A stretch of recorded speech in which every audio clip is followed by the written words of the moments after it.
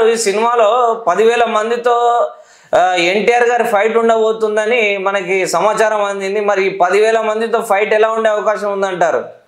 అంటే 10,000 మందితో ఫైట్ అంటే దాని ఒక యుద్ధం అనే చెప్పవచ్చు.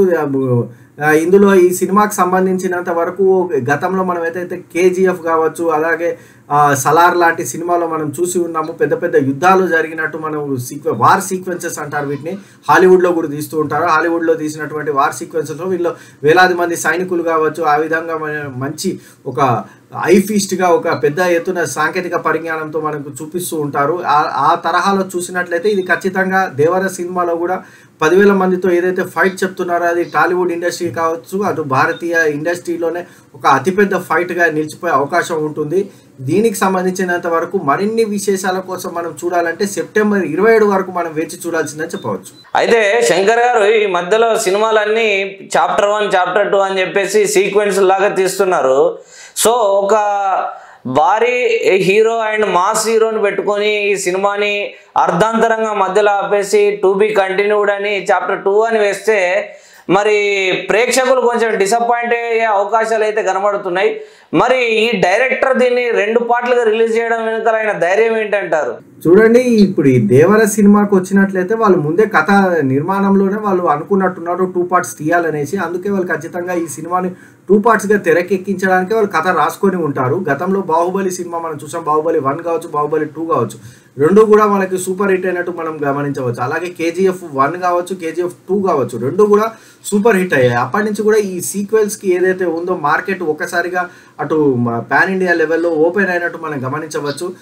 దీనికి అయితే సీక్వెల్స్ విషయంలో చాలా జాగ్రత్తగా ఉండాలి. మనం గతంలో గమనించాము సీక్వెల్స్ బోల్తా కొట్టిన సందర్భాలు కూడా ఉన్నాయి. గతంలో కిక్ సినిమా రవితేజకి ఏదైతే సూపర్ హిట్ తెచ్చిపెట్టిన కిక్ సినిమా ఉందో, కిక్ 1 సూపర్ హిట్ అయినట్టు కిక్ 2 మాత్రం మనకు అలరించలేకపోయింది. కిక్ 2 అటర్ ఫ్లాప్ అయినట్టు మనం గమనించవచ్చు. ఇది ఒక్కోసారి ఏమవుతుందంటే ఈ సీక్వెల్ ఖచ్చితంగా తీస్తాము అన్నవారు కూడా ఒక్కసారి పప్పులో కాలేసే అవకాశం ఉంటుంది. ఎందుకంటే మనం ఇప్పుడు ప్రస్తుతం భారతీయుడు 2 సినిమా చూస్తున్నాం. భారతీయుడు 2 సినిమా అర్ధాంతరంగా ముగించి ఇప్పుడు భారతీయుడు 3 సినిమా కోసం ఎదురు చూడండి అని చెప్తున్నా. అయితే ఇప్పుడు ప్రస్తుతం మనం గమనించినట్టయితే భారతీయుడు 2 సినిమా ఇప్పటికే ట్రేడ్ వర్గాల్లో ఫ్లాప్ టాక్ తెచ్చుకుంది. ఇప్పుడు ఆ ఫ్లాప్ టాక్ వచ్చిన సినిమాని 3వ పార్టుగా తీసి దాన్ని మళ్ళీ ప్రేక్షకుల్లో విడుదల చేస్తామంటే అది ఖచ్చితంగా నిర్మాతలకు పెద్ద ఎత్తున ఒక శిరోభారం అయ్యే అవకాశం ఉంది.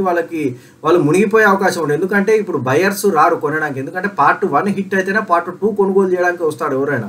అది పార్ట్ 1 ఫ్లాప్ అయినప్పుడు పార్ట్ 2 కొనుక్కోవడానికి ఎవరు కూడా ఆసక్తి చూపారు. అలాగే మనం గతంలో గమనించాం ఎన్టీఆర్కి సంబంధించిన బయోపిక్స్ విషయంలో మనం ఇది గమనించాం. ఎన్టీఆర్ బయోపిక్ పార్ట్ 1 ఏదైతే ఉందో కథానాయకుడు సినిమా పెద్దగా యావరేజ్ టాక్ తెచ్చుకుంది. జాహ్నవి కపూర్ గారు ఫస్ట్ డెబ్యూ చేయబోతున్నారు.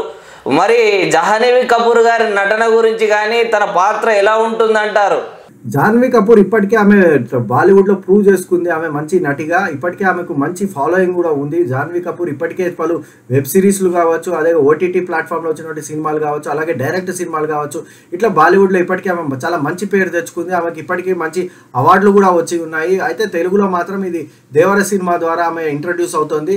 అది కూడా యంగ్ టైగర్ ఎన్టీఆర్ పక్కన ఆమె నటిస్తుండడం ఆమెకు ఒక రకంగా తెలుగు మార్కెట్లో ప్రవేశించడం ఆమెకు అదృష్టం అని చెప్పొచ్చు. ఎందుకంటే వాళ్ళ తల్లిగారు ఎవరైతే శ్రీదేవి గారు ఉన్నారో ఆమె తెలుగు మార్కెట్ నుంచి ఆమె బాలీవుడ్కి వెళ్ళారు. అది అక్కడ మంచి స్థానం సంపాదించుకున్నారు. అయితే ఇప్పుడు శ్రీదేవి గారు వారి కుమార్తె అయినటువంటి జాహ్నవి కపూర్ ఇప్పుడు బాలీవుడ్లో మంచి పేరు సంపాదించుకొని ఇప్పుడు టాలీవుడ్లోకి ఆమె అడుగు పెడుతుంది. ఇది చాలా వరకు మనం ఆహ్వానించదగ్గ విషయంగానే మనం చెప్పవచ్చు. ముఖ్యంగా అభిమానులు ఎవరైతే ఉన్నారో ఇప్పుడు గతంలో శ్రీదేవి గారిని చూసి ఎవరైతే అభిమానులు సినిమాలకు వచ్చి ఉన్నారో వాళ్ళందరూ కూడా జాహ్నవి కపూర్ని చూసేందుకు ఎలా ఉంటుంది, ఎలా చేస్తుంది, నిజంగా చెప్పాలంటే తెలుగులో అమ్మది లేట్ ఎంట్రీ అనే చెప్పవచ్చు. అయినప్పటికీ కూడా ఇప్పటికే ఆమె సినిమాలు చాలా వరకు చూసి ఉన్నారు. మనకి ఓటీటీలో కావచ్చు, ఇప్పుడు ఉన్నటువంటి పరిస్థితుల్లో ఆమె జాహ్నవి కపూర్ ఎవరు అనేది తెలియని వారు తెలుగు రాష్ట్రాల్లో ఎవరు ఉండరనేది నేను అనుకుంటున్నా. ఇప్పటికే ఆమె హిందీ సినిమాలు కావచ్చు, డబ్బింగ్ చేసినటువంటి హిందీ సినిమాలు కావచ్చు చూసి ఉన్నారు. అయితే డైరెక్ట్గా తెలుగు సినిమాలో చూడడం అనేది ఒక కొత్త అనుభవంగా చెప్పవచ్చు.